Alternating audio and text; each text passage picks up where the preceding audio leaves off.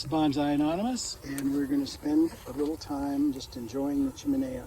It's pretty cold out here. It's probably 70. You know, it's time for winter clothes in some parts of the world. Okay, so this is my little fire, and I am checking out. What I'm checking out is the repair job I did. I repaired the top of the Chimenea with bonsai wire around it. It's held so far.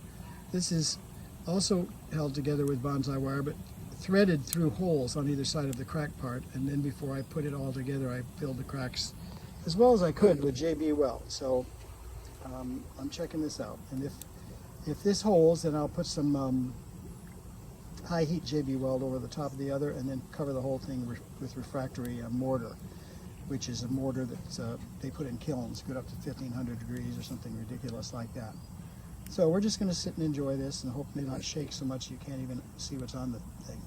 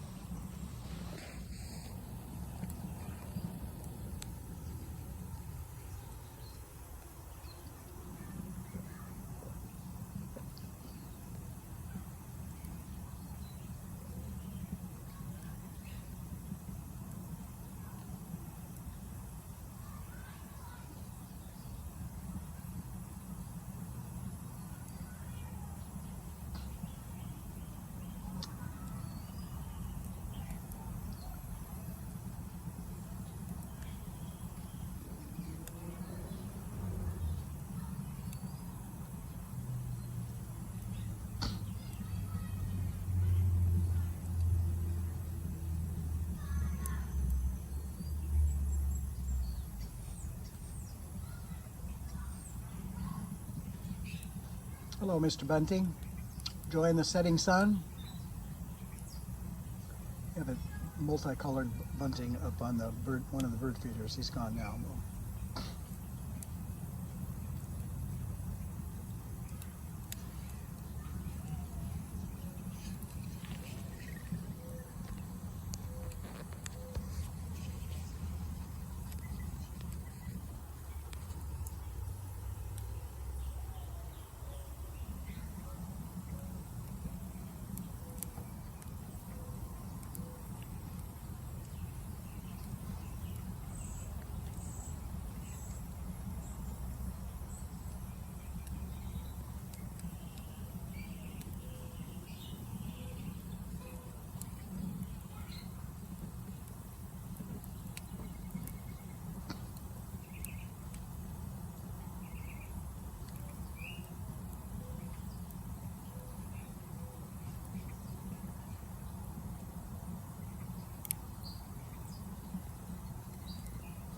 I might have subconsciously put the fire farther back, which maybe that's where the fire is supposed to be in these, I don't know, but subconsciously kept it away from the front, where I'm afraid that JB weld is just going to explode and destroy the world. So thank you to me, and I'm welcome.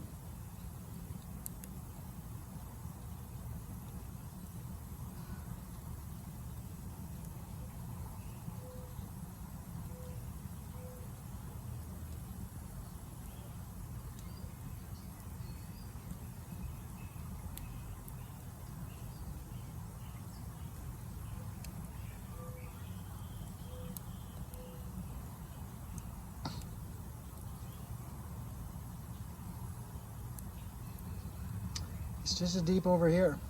Got this grackle walking around the pool hoping to find a spot to get a drink, but it's all the same.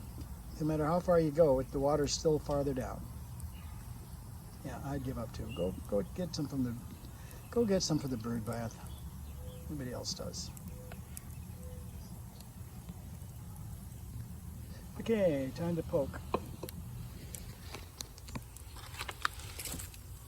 Yeah, I think that's a good idea. Get these guys in there a little farther.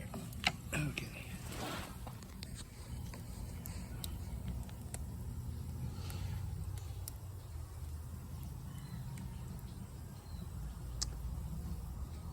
had a little episode yesterday, a spell, Grandpa's spells, right? For you Jelly Roll Morton fans, I was in the hot tub, and when I got out, my left leg gave way, and I literally stumbled trying to stop from falling.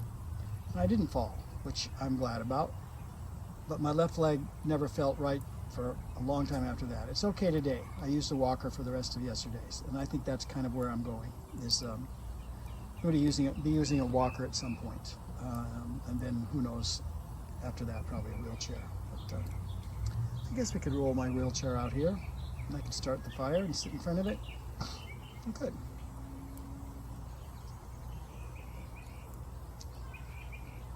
I've been watching videos about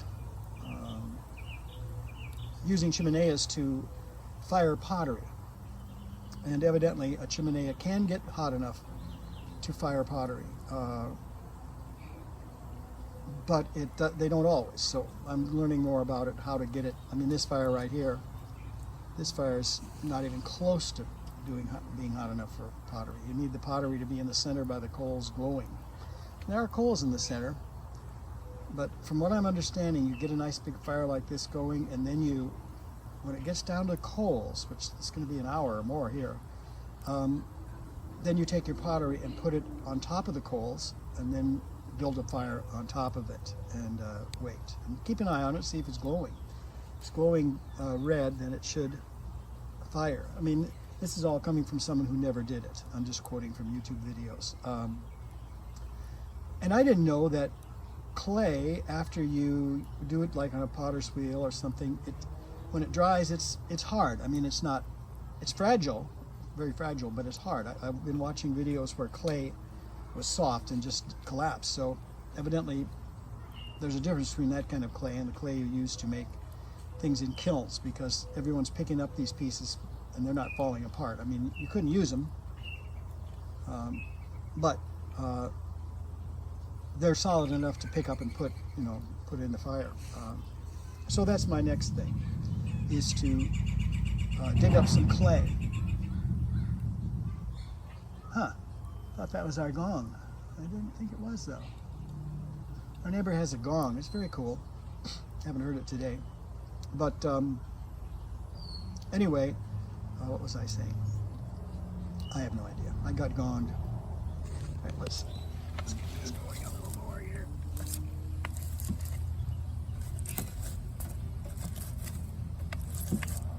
All right, maybe that'll work.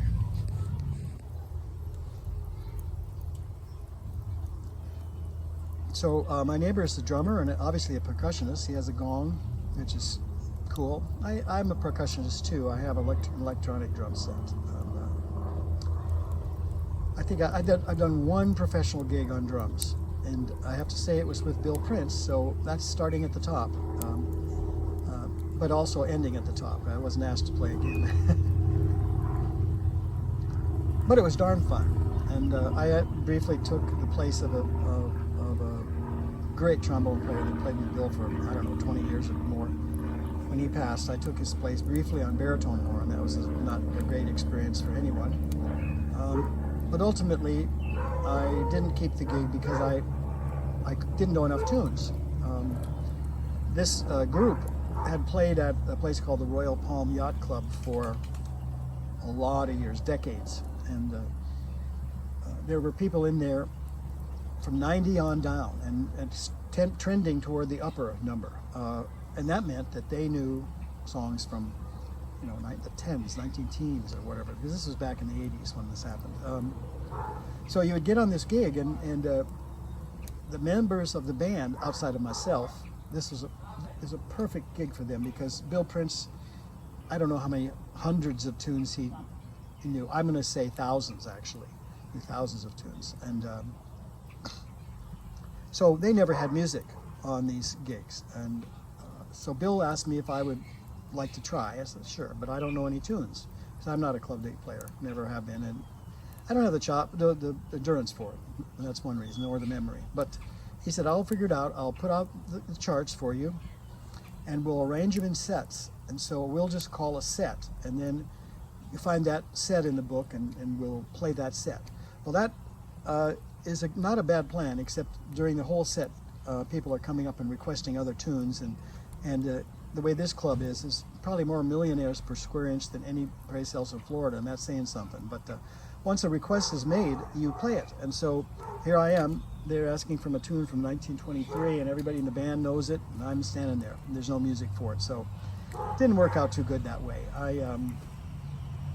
I really appreciate Bill giving me a shot on that, but I wasn't the right person. I don't know who they ultimately got. It's been so long, I've put it out of my mind. But Bill also took me on a tenor band gig, and I don't even know if there is such a thing anymore. And I'm sure most people don't know what it is, unless they're in their 80s. But a tenor band was a band in which the tenor saxophone was voiced in the middle of the ensemble, playing the melody. And that alone distinguishes it. In Western music, we very seldom have the melody anywhere but the top voice, and unless it's counterpoint. And this isn't counterpoint. This is a voicing where the melody is in the voicing 2 or 3 notes down.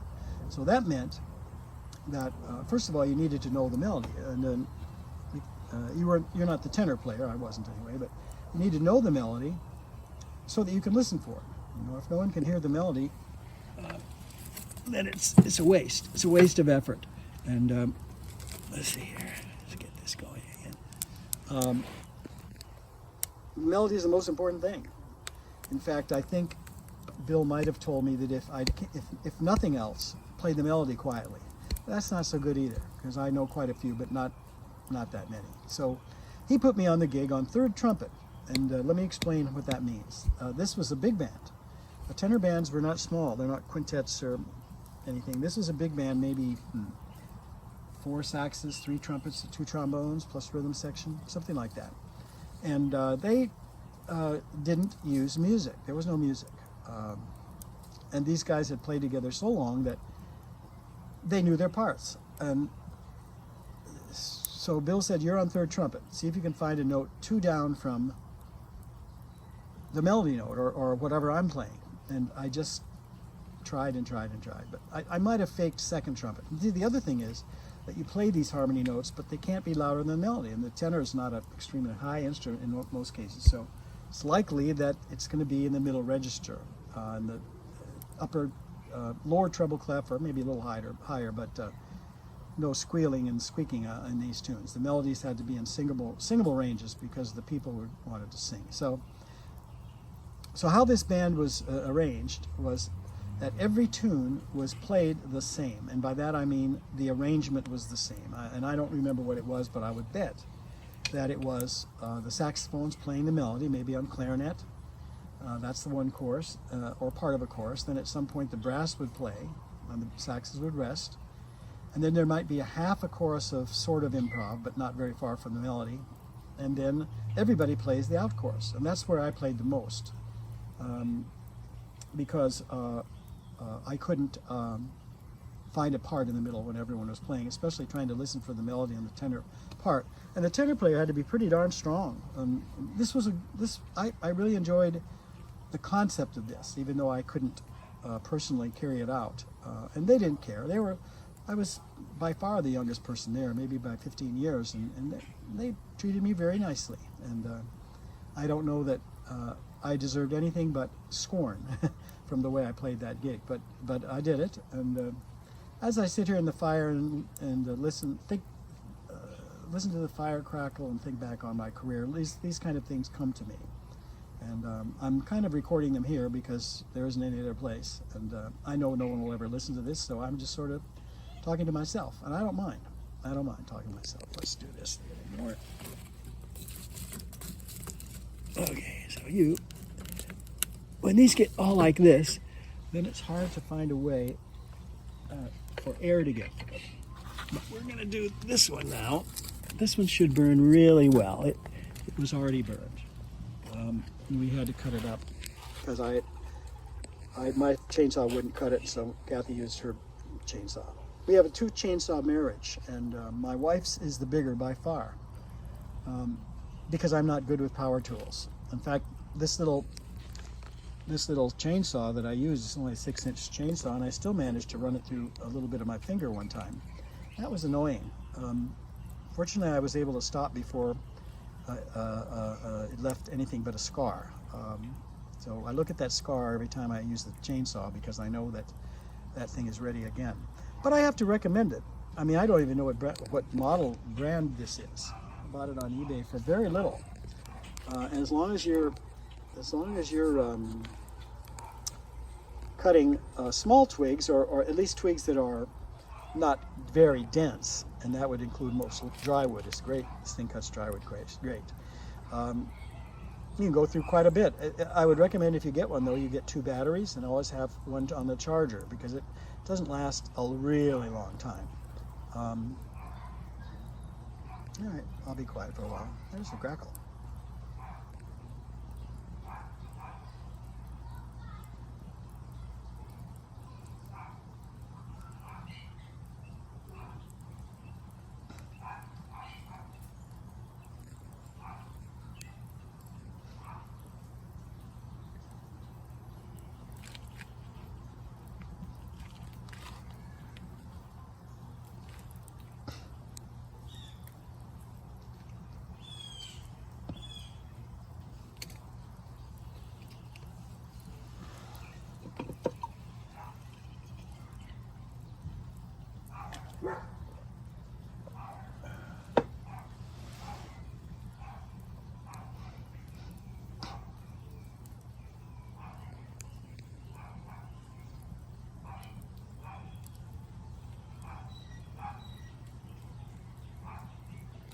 That was a blue jay. I know some of the calls.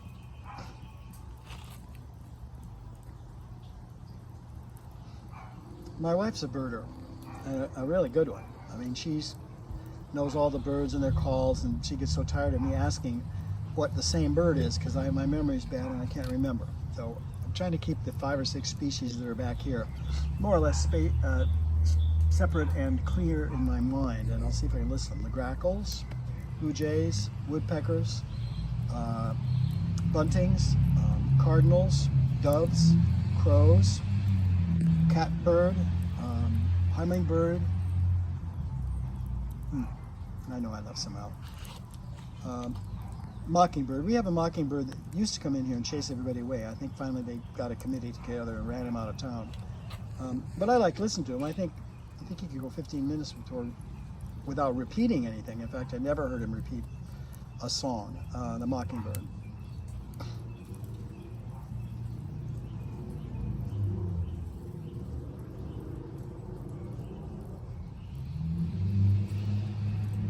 I have a grackle about 5 feet from me up in the feeder. I'm not going to move because he'll go. But I might I'll watch him eat anyway. No, there he goes. Yeah, this fire is working very well, considering that, number one, that I was the one that made it, and secondly, that there's a lot of this wood is not that dry. It's really cut in the last, maybe week. Not from right out of the ground, but from sitting on the ground and getting rained on. And so it's going up. That's really nice. I like that. Now, if you look in there, if you look in the center there, I believe that would be a place where you could put a small piece of clay pottery, and just sit in there and keep the fire going. You had put it on the coals before. I mean, this is not what's happened here, but after this burns all down, there'll be some coals, and then you put the pottery on it, build another fire like this around it, and that's when I discovered that they are not they're fragile and brittle, but they're not soft. So if you're careful, the chances are that it won't probably get broken. But I think if one of these pieces of wood fell on it, probably it would break. So I'm going to have to. It just occurred to me, I'm going to get a way to get this wood thinner, so it's not so big. I'll think about that. Possibly. That sound that sounds like a door creaking is a tree frog. I don't know where he is. Almost impossible to tell where they are. Their call is not directional, it doesn't seem. There's a policeman. It's the Chimenea police. It's for all the people that put an R in the word, Chimenea. They come and take you away. It's really Chimenea.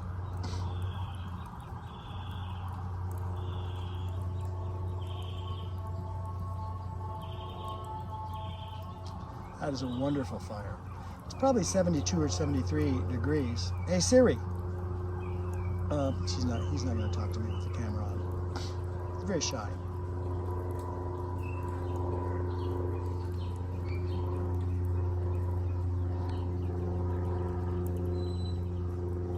So if I want to use this to go to sleep by, I'm going to have to turn the sound down because although I do bore myself, that's something to think about. I do bore myself. Yeah, let's see if I can get this little bunting over here. He's right on the edge of the table. Well, where is he? Oh, he's behind this white. There he comes around the corner. See him on the corner of the table by the white pot? He's hard to see, but he's there. Now he isn't. Back in the chiminea.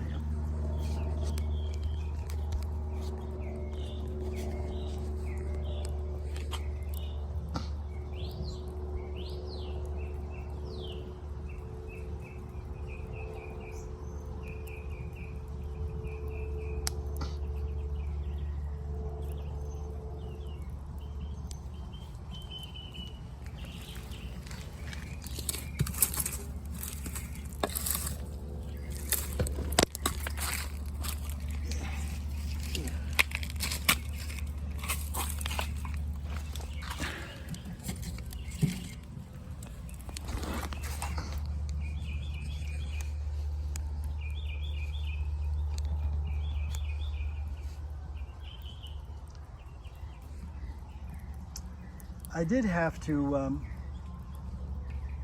kick a twig into the swimming pool maybe half an hour ago when it popped out of the fire, and it was a good practice. I mean, there's plenty of stuff down here that will go up quickly. I solved a mystery. I've been hearing nursery rhymes, most specifically Old MacDonald, and we have a granddaughter and a grandson, but the granddaughter is the one who likes Rachel now, Miss Rachel. If you don't know about Miss Rachel, you should check her out. I mean, she is the #1 toddler educator in the world, I'm convinced, and also one of the wealthier YouTubers by far, but deservedly so. She teaches little kids how to sing and their alphabet and the colors and animal sounds. I mean, it's really quite fascinating, although for an adult it's a little stultifying to have to hear the alphabet song 10 times within 2 hours. So anyway, boy, that was a long way to go to get to something that's not that impressive. Anyway, I've been hearing nursery rhymes in the neighborhood coming from, I thought, a house. Old MacDonald and the alphabet song and all that. But today I figured out what it is. It's the ice cream truck. And the ice cream truck plays nursery rhymes in our neighborhood. And that's kind of funny because there aren't too many kids here, I think. Yeah, not too many. Our kids grew up here, but they're long out. Well, that's not true. My son lives here, but he's 40. So, is he 40? How old is he? 39. He's 39, like Jack Benny.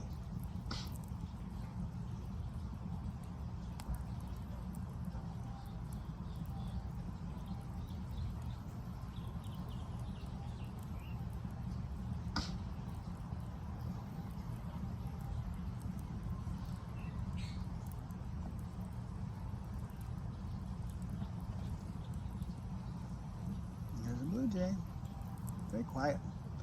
I like it when they fly so close to me I can hear their wings. I like that.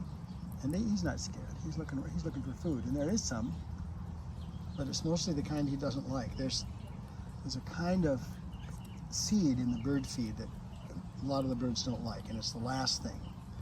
It's lucky that's eaten. It's lucky that the buntings like it or pile up underneath the bird feeders.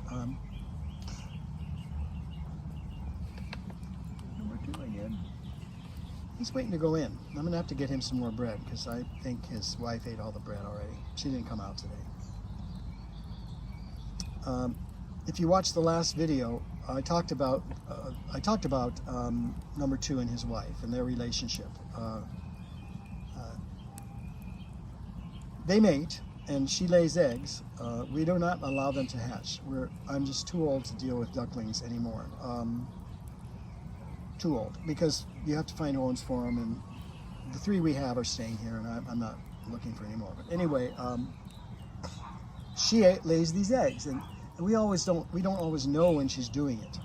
This particular time, she's doing it inside. The room where they live at night has bird cages of other birds living there too, all the time, and she has a nest underneath one of those cages where she puts all her feathers, and I don't know how many eggs she's got in there, but quite a few. And if we're not careful, number 2, you're gonna have some kids here. You want that? You want teenage ducks around here? Oof, I don't think so. Look at number 2. He's shaking his head. No, no, no, no, no ducklings. Well, I hate to say it, number 2, but you have a part in this. You have a part in this, making those ducklings. So cool it.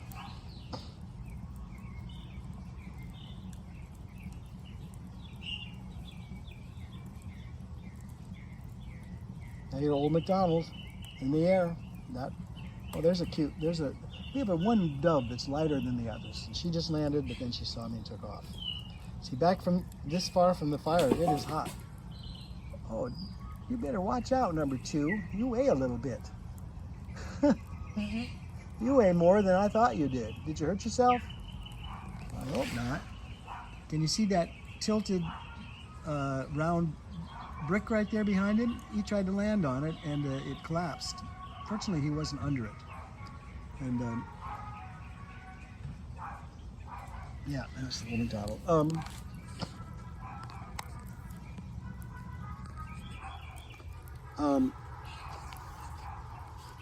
One of these days, I'm going to stop the truck and ask him how much he wants, how many ice cream bars you have to buy for him to stop playing that music for an hour. Yeah, I am that big of a jerk, but I'm not that in your face usually. Keep an eye on me, number 2. I'm going to be going in here. It's going to be a while though. This fire is not slowing down very much. Even though it's only 72 degrees, this fire feels good. I understand now what it means when someone says they have old bones, because I have old bones. I'll be 70 in October.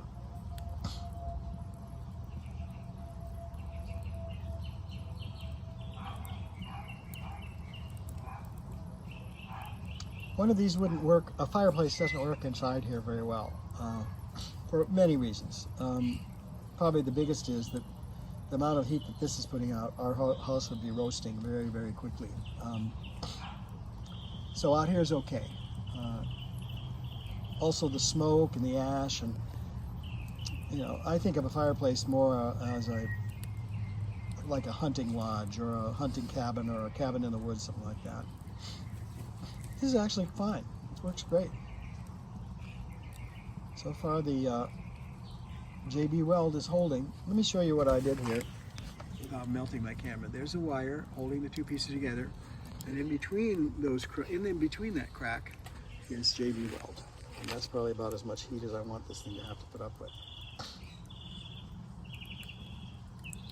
I asked Alexa how hot JB Weld can take, and she said 550 degrees it will melt. I don't know about that.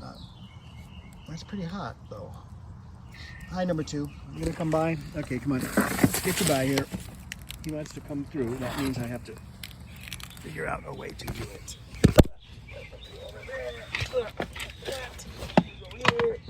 And we're back with number 2. Hi, number 2. I'll be over in a minute. See, he's not too afraid of me for some reason. I can't imagine why anybody wouldn't be afraid of me. Okay, where's my over here? This is going over a little farther, like that. When we would go camping when I was a kid, I always liked to poke in the fire, and I was seldom allowed to. And I understand that. I think if my grandson wanted to come out here and poke in the fire, I probably wouldn't let him. That's one of the privileges you have when you get older, to balance all the other things that happen a little bit. You get to have your window open in the car when you want. If you're retired, there's no real particular reason why you have to go to bed or get up at any time. Although we have to, because we have our grandkids come, and so we have to. Well, my wife has to get up, and I do too.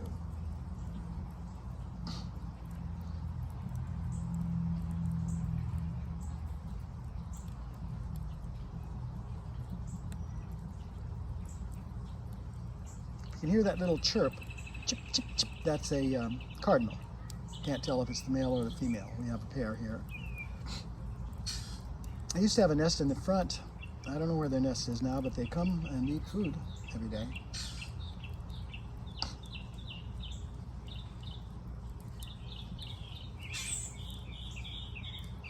One of my projects coming up, well, let me go backwards a little bit. Something I needed to make or figure out how to deal with is the fact that a lot of my bonsai pots sit flat on the surface they're on. They're not held up in the air at all. And in some cases that's okay, but in many cases that means they don't drain very well. And so one way to solve that is to put them up on, stones or marbles or something. I use the flat marbles sometimes, but that's not satisfactory too much. So I decided I would try to make something I saw in either a video or online. Little they're made of, the ones that I saw were ceramic, but they're things that go under the corners of a bonsai pot to lift it off the ground, maybe a 1/4 inch. And theirs were ceramic and very beautiful and very expensive. So I decided I would try to figure out how to make some. And I came up with a lot of ideas in the design, but I decided to go real simple. And that all I do is I get some concrete that's pretty solid. The ones I used, today was the first time I did this, and I used concrete that was a little less than solid. So these are not going to be as good as the new ones I'm going to be making. But make a ball of concrete, put it down, and take a flat, some sort of flat item like a board or something, and make a flat surface on the back of it, that if it was solid, the bonsai pot could sit on it. Then the front, of course, is pooched out because you push the back down, and then I take some sort of wire or something, and I put claws down the front like it's a paw.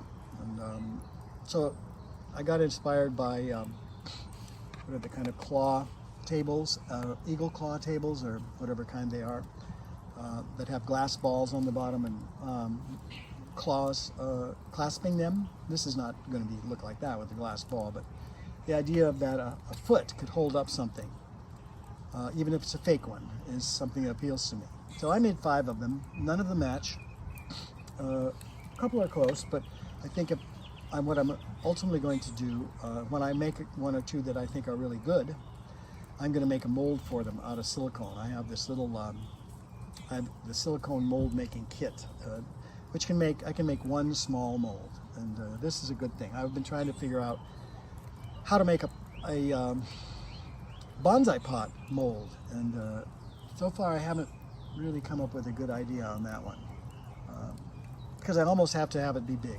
I got some smaller ones and they work fine, but a bigger one would be better. And I know why there aren't more of them. It's because they're expensive to make and they don't work that great.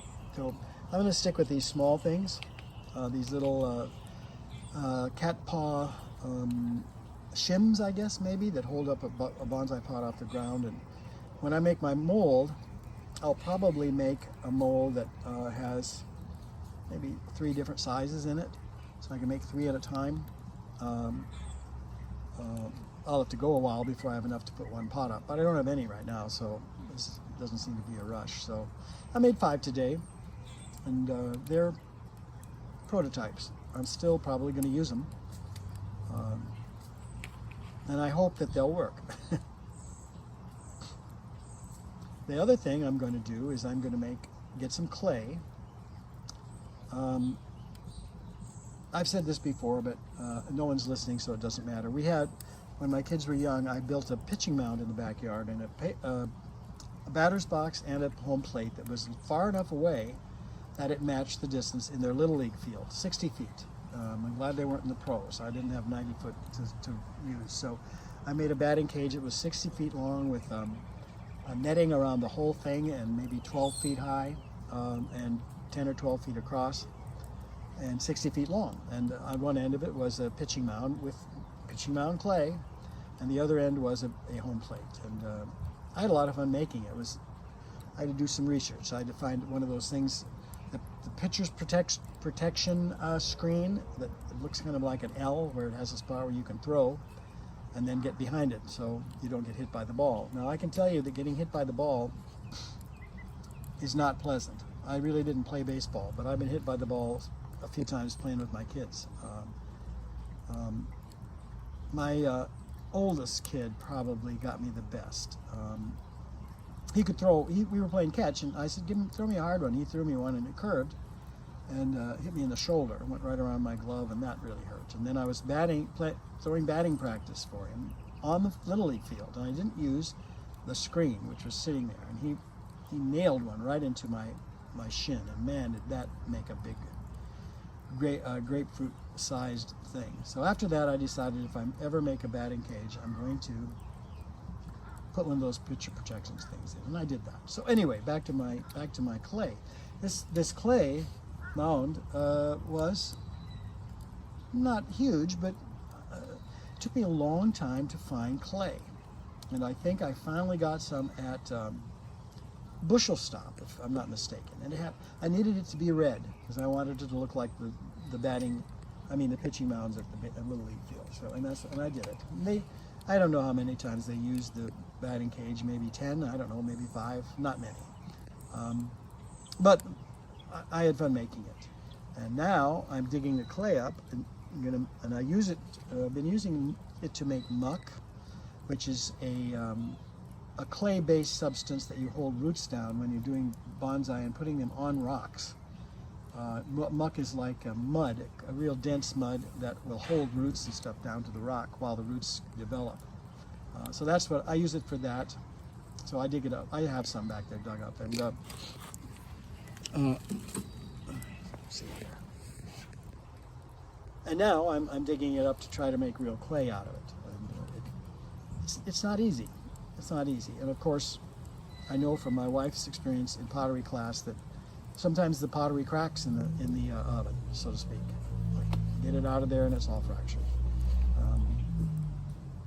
That's the way it goes. I mean, that's just the way it goes. Okay, where's my? Okay, right there. I was in the hot tub the other day. That's not true. Well, I had gotten out of the hot tub, but I was sitting at my bonsai bench, and I had my little phone here hooked up, getting ready to do a video, and it wasn't quite adjusted correctly, so I moved it with my hand, and it fell out of the clamp and went into the bottom of the 2-gallon water container. And right now it's still working, so yay. Yeah, I think I need to put another piece in here. See how much of this I can get through. It's a nice piece. Go on top. Okay. Let's take a look here. I think every piece I put on like that is another half hour of burning.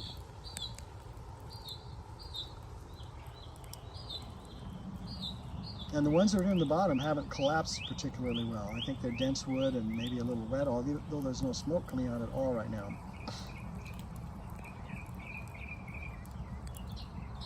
Yeah, that top one started on fire quite well. It must be hellishly hot in there. And it's almost white down in the middle there, if you can look. Almost white.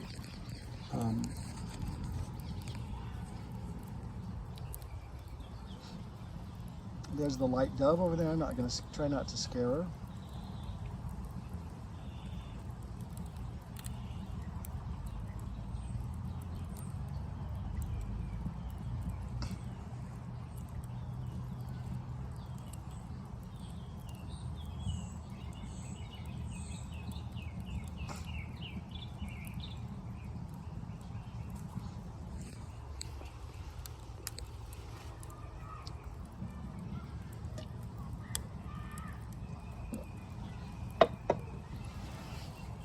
Looks like this is going to be a good test for my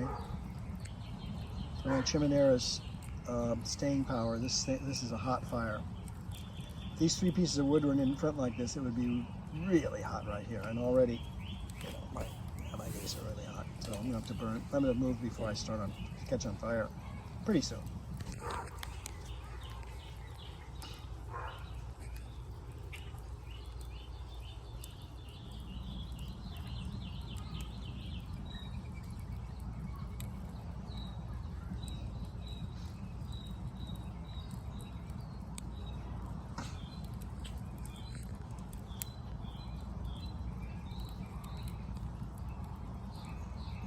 as usual, I'm trying to learn how to say, if you like anything you see here, subscribe and give me a like. I hear people say that on here. So I'm going to start saying it. I have 57 subscribers, and of all my recent videos, I think I have 1 or 2 comments and maybe 1 or 2 likes. So I wouldn't say that I'm at the top of the YouTube hill exactly. But like what I'm doing right now, I'm not doing it for, I'm doing it for myself. It's kind of like my diary, you might say. And I know no one will ever listen to it, so I'm kind of safe. You know, it's a safe way to do it.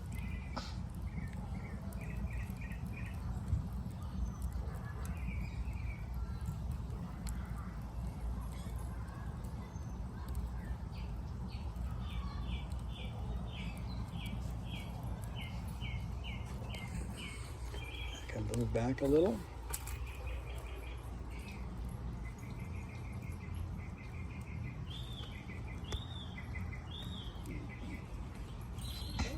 Hello, I'm filming the Chimenea. It's all right. It's 41 minutes. No one will ever see it. It's like my diary. I just sit out here and talk. This is the first time